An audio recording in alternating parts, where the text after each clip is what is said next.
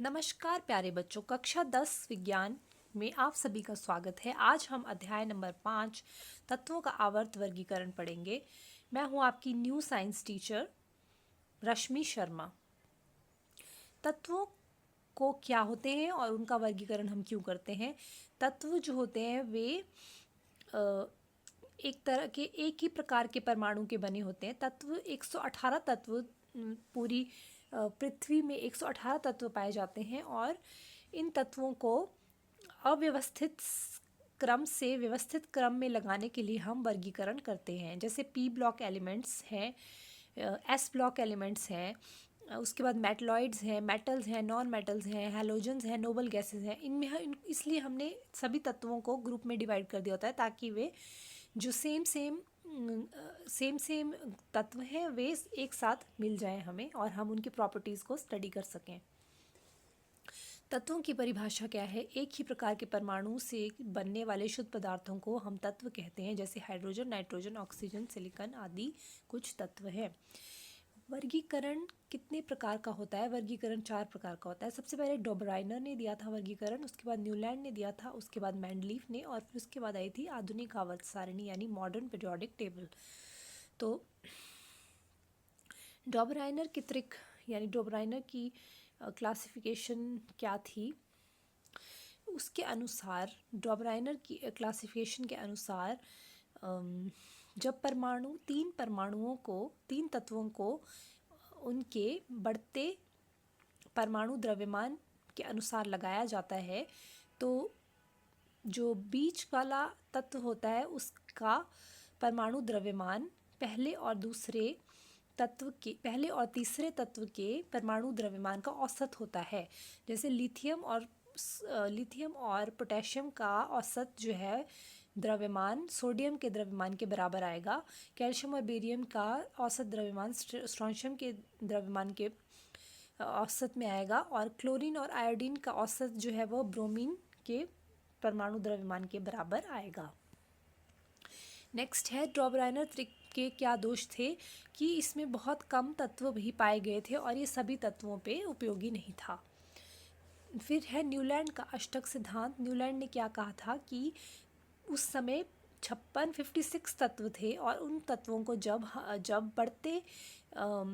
बढ़ते द्रव्यमान के अनुसार लगाया गया था, यानी increasing atomic size, when it was organised in the order of the increasing atomic size, then it started from hydrogen and went up to thorium, and they found that after first and eighth element had similarities. इसका मतलब ये है कि पहले जब 56 तत्वों को order में लगाया गया तो उन्होंने देखा कि पहला तत्व जो था वह किसके बराबर था? 8वें तत्व के बराबर था, और उन्होंने पाया कि प्रत्येक 8वें तत्व का गुणधर्म पहले तत्व के समान है।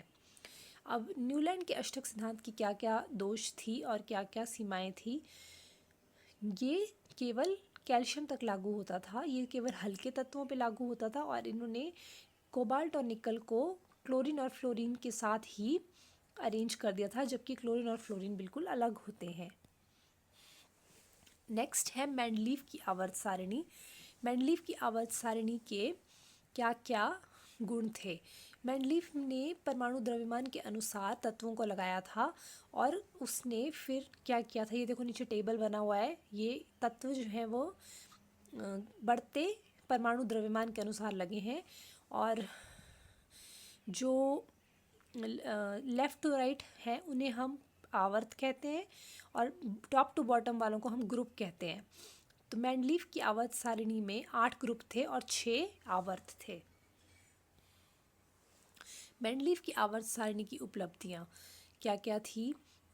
मेंडलीव की सारणी ने बीच में जैसे उस समय 56 एलिमेंट्स डिस्कवर हुए थे, तो जो उन्होंने नए एलिमेंट्स को डिस्कवर करने के लिए टेबल में स्पेसेस छोड़ी हुई थी कि जैसे स्कैंडियम, गैलियम और जर्मेनियम बाद में डिस्कवर हुए तो उन्होंने एल्यूमिनियम के नीचे स्पेस छोड़ी हुई थी और वो वहाँ पे स्कैंडियम फिट हो गया, गैलियम बोरॉन के नीचे फिट हो गया और जर्मेनियम सिलिकॉन के नीचे फिट हो गया। तो इस तरह से ये इसकी उपलब्धियाँ थी।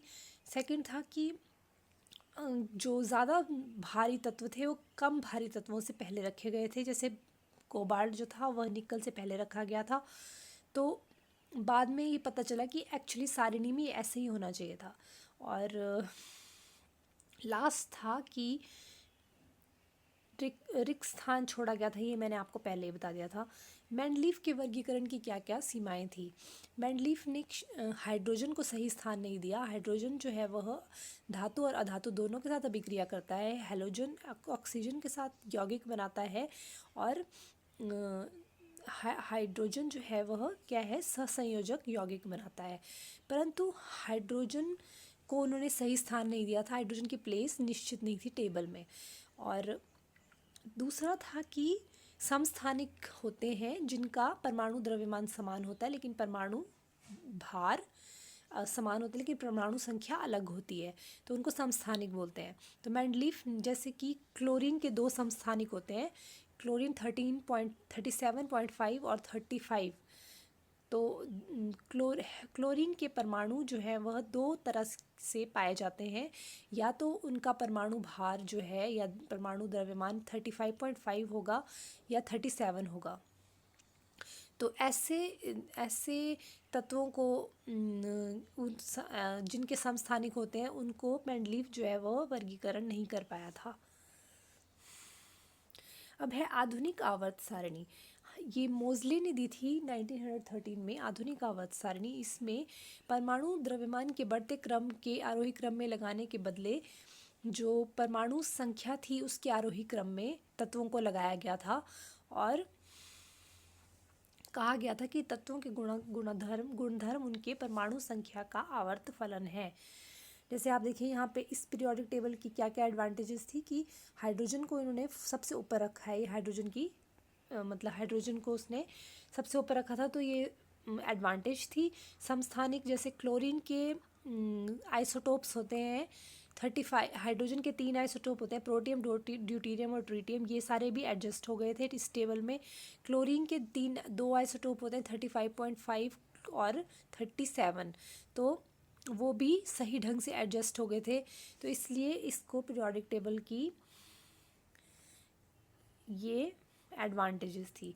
अब लास्ट है कि परमाणु का आकार, कि जब हम किसी भी लेफ़्ट टू राइट जाते हैं तो परमाणु का साइज़ जो है वह किसी, जैसे कोई भी पीरियोडिक टेबल है उसमें हम एक परमाणु ले लें किसी हर एक का, तो hydrogen, helium, lithium, beryllium, boron, carbon, nitrogen, oxygen, neon, fluorine, neon, sodium, magnesium, aluminium, silicon, phosphorus, sulphur, chlorine, argon, potassium, calcium, gallium, germanium, astatines, selenium, bromine, krypton.